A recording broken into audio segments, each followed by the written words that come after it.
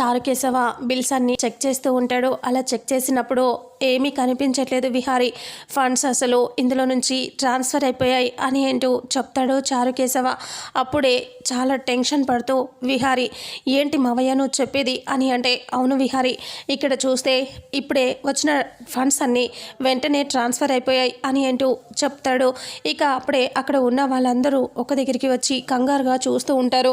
లక్ష్మి అలా టెన్షన్ పడుతూ ఉంటుంది. ఇంకా కంగారు పడుతూ, విహారీ అసలు ట్రాన్స్ఫర్ ఎలా అవుతాయి మావయ్య, మనం ఏ యాక్సెస్ ఇవ్వలేదు కదా, మన పర్మిషన్ లేకుండా, మన యాక్సెస్ లేకుండా అలా ఎలా ట్రాన్స్ఫర్ అవుతాయి, ఒకసారి ఆ యాక్సెస్ అసలు ఎలా ట్రాన్స్ఫర్ అయ్యిందో చెక్ చేయి మావయ్య అని అంటూ విహారీ అంటాడు. అలా అనేసరికి ఇక అప్పుడే చారుకేశవ అప్పటికే చూసేస్తాడు కాబట్టి ఇలా అంటాడు, మన లక్ష్మి యాక్సెస్ యూజ్ చేసి మొత్తం ఫండ్స్ అన్నీ ట్రాన్స్ఫర్ చేసుకున్నారు విహారీ అని అంటూ చెప్పేసరికి విహారీ ఒక్కసారిగా షాక్ అవుతాడు. లక్ష్మి కూడా భయపడుతూ చూస్తూ ఉంటుంది. అప్పుడే సహస్ర వెంటనే లక్ష్మి మీదకి వెళ్తూ ఇలా అంటుంది, ఏం స్కెచ్ వేసావే, మొత్తం బాగా తిప్పేసుకున్నావు కదా, ఇన్ని రోజులు మంచిగా నటించి 100 కోట్లకి టెండర్ పెట్టావా అని అంటూ సహస్ర అంటుంది. అప్పుడే అంబిక, నువ్వే కదే ఇదంతా చేసావు కదా, అందుకేనా నక్కి నక్కి నల్లిలాగా ఇంట్లో తిరుగుతున్నావు, ఎప్పుడు ఛాన్స్ దొరుకుతుందా అని చెప్పి ఎదురు చూసావు కదే, ఇప్పుడు 100 కోట్లు రావటంతో ఒకేసారి నొక్కేసావన్నమాట అని అంటూ అంబిక అంటుంది. అప్పుడే లక్ష్మి భయపడుతూ చూస్తూ ఉంటుంది. విహారీ షాకింగ్గా చూస్తూ ఉంటాడు.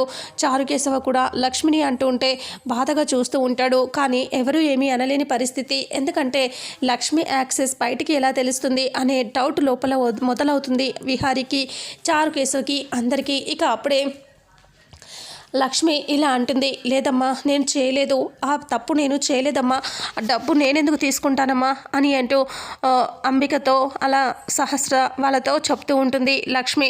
అలా చెప్తూ ఉంటే, నోరు ముయ్యవే, నువ్వే మొత్తం డబ్బులన్నీ నొక్కేసావే, మొత్తం అంతా ఇంత 100 కోట్లు నొక్కేసి ఏం తెలియని నంగనచ్చలా ఉన్నావా అని అంటూ ఉంటే, ఇంకా అప్పుడే లక్ష్మి, లేదమ్మా నిజం చెప్తున్నాను, మీకు దండం పెడతాను, నేను ఆ తప్పు చేయలేదమ్మా అని అంటూ ఉంటే, ఇక అప్పుడే సహస్ర అంటుంది, నీ యాక్సెస్తో ట్రాన్స్ఫర్ అయ్యాయి డబ్బులు, ముందుగానే ఇక్కడ వస్తున్నాయని తెలిసింది కూడా నీకే, అమౌంట్ వస్తున్నాయని తెలిసి మొత్తం అంతా రెడీ చేసి పెట్టుకొని ఇక్కడ వచ్చి ఏమీ తెలియని అమాయకురాలిలాగా ఇక్కడ నిలబడ్డావా, యాక్సెస్ని అక్కడ యూజ్ చేసేసి మొత్తం అంతా డబ్బులు ఇక్కడ రాకముందే అక్కడ ట్రాన్స్ఫర్ చేయించుకున్నావు కదే అని అంటే, లేదమ్మా నన్ను అలాంటి మాటలు అనొద్దు, దయచేసి చెప్తున్నాను, నేను ఆ తప్పు చేయలేదు అని అంటూ ఉంటే విహారీ అలాగే చారుకేశవ అలాగే చూస్తూ ఉంటారు. అప్పుడు లక్ష్మి బాధపడుతూ, నన్ను అంత పెద్ద మాటలు అనొద్దమ్మా, నేను తప్పు చేయలేదమ్మా, నిజంగా నేను తీయలేదమ్మా అని అంటూ ఉంటే, ఇక నువ్వు తీయకపోతే ఎక్కడికి పోతాయే ఇవన్నీ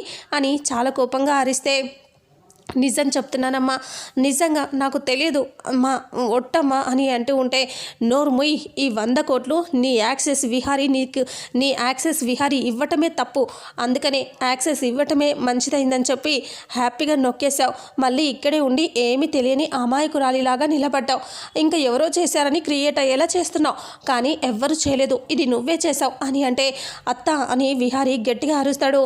ఇక అప్పుడే, ఏంటి విహారీ, ఇప్పుడు తనని అనకూడదా, తన యాక్సెస్ వల్లే కదా పోయింది.